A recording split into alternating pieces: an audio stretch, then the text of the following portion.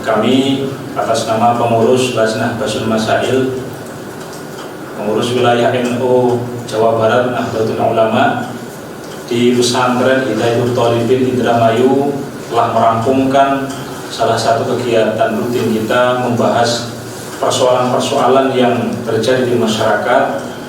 Alhamdulillah pada hari ini diangkat topik tentang persoalan polemik pesantren Zaitun yang berada di Indramayu. Langsung saja kami akan membacakan hasil-hasil keputusan Lajnah Basul Masail PWNU Jawa Barat. Bismillahirrahmanirrahim. Soal yang pertama membahas tentang bagaimana istidlal pihak Zaitun dalam pelaksanaan sholat berjarak dengan berdasarkan kepada Quran surat Al-Mujadalah ayat 11 yang berbunyi A'udzubillahi minasyaitonirrajim. Bismillahirrahmanirrahim. Ya ayyuhalladzina amanu idza qila lakum tafassahu fil majalisi fafsahu yafsahillahu lakum. Apakah dapat dikategorikan menyimpang dari ajaran aswaja? Diputuskan dalam Basul Masail kali ini, yakni istidlal yang digunakan pihak Zaitun menyimpang dari Ahlus Sunnah wal Jamaah dan termasuk penafsiran Al-Quran secara serampangan yang diancam oleh Nabi Muhammad SAW masuk neraka. Istilah pihak Zaitun ini tidak memenuhi metodologi penafsiran secara ilmiah, baik secara dalil yang digunakan maupun madlulnya. Penyimpangan istidlal Az-Zaitun dalam konteks ini karena beberapa hal berikut ini. Yang pertama, makna tafassahu dalam ayat tersebut bukan memerintahkan untuk menjaga jarak dalam barisan sholat, namun merenggangkan tempat untuk mempersilahkan orang lain menempati majelis agar kebagian tempat duduknya. Yang kedua, bertentangan dengan hadis sahih yang secara tegas menganjurkan merapatkan barisan sholat. Yang ketiga, bertentangan dengan kesepakatan ulama atau ijma' ulama perihal anjuran merapatkan barisan sholat. Pertanyaan yang kedua, apakah penempatan perempuan dan non-muslim di antara jamaah sholat yang mayoritas laki-laki dengan dalil ikut kepada mazhab Bung Karno sudah sesuai dengan tuntunan beribadah aswaja?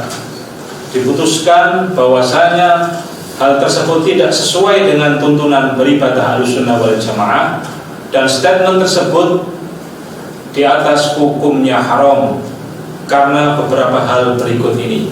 Satu, menyandarkan argumen fikih tidak kepada ahli fikih yang kredibel. Yang kedua, menimbulkan kesalahpahaman di kalangan santri dan masyarakat umum bahwa formasi barisan sholat seperti yang di atas merupakan hal yang disyariatkan atau dalam istilah fikihnya isyra'u ma lam yusra'.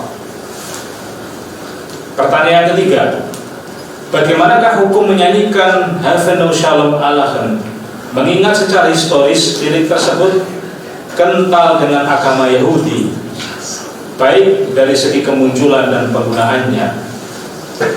Diputuskan bahwa hal tersebut adalah haram. Yang pertama, satu, dengan alasan menyerupai dan mensyiarkan tradisi agama lain Islam. Yang kedua, mengajarkan doktrin yang dapat berpotensi menghilangkan konstitusi syariat perihal fikih, yakni mengucapkan salam kepada non-muslim. Pertanyaan berikutnya, bagaimanakah pandangan fikih terkait pemerintah yang terkesan membiarkan polemik Al-Zaitun tersebut? Diputuskan bahwasanya mempertimbangkan dan tugas dan kewajiban pemerintah adalah sebagai berikut. Satu, menjaga masyarakat dari segala bentuk penyimpangan baik dalam agama, budaya, dan norma yang berlaku. Yang kedua, menjaga konstitusi syariat. Yang ketiga, melakukan tindakan tegas pada seluruh bentuk kemungkaran sesuai dengan tahapannya. Maka dalam hal ini pemerintah tidak dibenarkan melakukan pembiaran terhadap segala bentuk penyimpangan Ma'had Az-Zaitun. Pertanyaan berikutnya, dengan segala polemik yang muncul, bagaimana hukum memondokkan anak ke pesantren Az-Zaitun? Diputuskan bahwa hukum memondokkan anak di Az-Zaitun haram karena pertimbangan satu, membiarkan anak didik berada di lingkungan yang buruk karena di sana terjadi penyimpangan-penyimpangan. Yang kedua, karena memilihkan guru yang salah untuk pendidikan anak. Yang ketiga, memperbanyak jumlah keanggotaan kelompok yang menyimpang.